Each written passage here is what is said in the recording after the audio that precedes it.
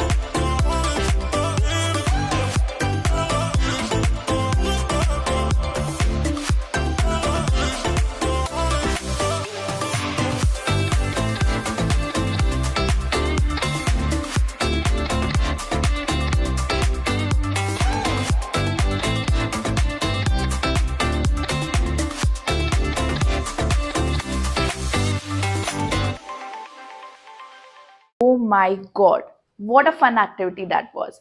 I hope you guys liked it as I enjoyed myself drawing Lord Rama with you guys. I'll see you in the next video.